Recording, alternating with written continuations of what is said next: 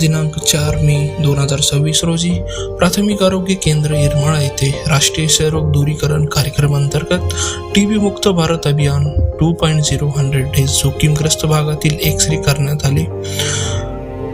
माननीय जिल्हा आरोग्य अधिकारी डॉ. हरिदास सर व जिल्हा क्षयरोग अधिकारी डॉक्टर बनसोडे सर यांच्या सूचनेनुसार व माननीय तालुका आरोग्य अधिकारी डॉक्टर सय्यद सर यांच्या मार्गदर्शनानुसार येरमाळा येथील जोखीमग्रस्त भागातील 60 वर्षाच्या पुढील सर्व व्यक्ती, मधुमेह असलेले व्यक्ती, HIV संसर्ग असलेले व्यक्ती, सिगारेट ओढणारे व्यक्ती व TB क्षयरुग्णांच्या सानिध्यात असणारे व्यक्ती यांची एक्स-रे तपासणी करण्यात आली.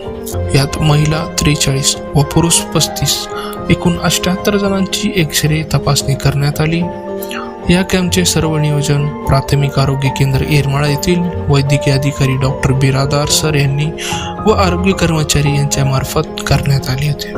जिल्हा स्तरावरून एक्स-रे टेक्निशियन श्री धोत्रे आले होते व तालुका स्तरावर श्री बनसोडे व श्री यादव हे हजर होते. तसेच प्राथमिक आरोग्य केंद्र येरमाळा येथील आरोग्य सहाय्यक वाघमारे व हाजगुडे LHV गिरी सिस्टर व आशा कार्यकर्ता उपस्थित होते.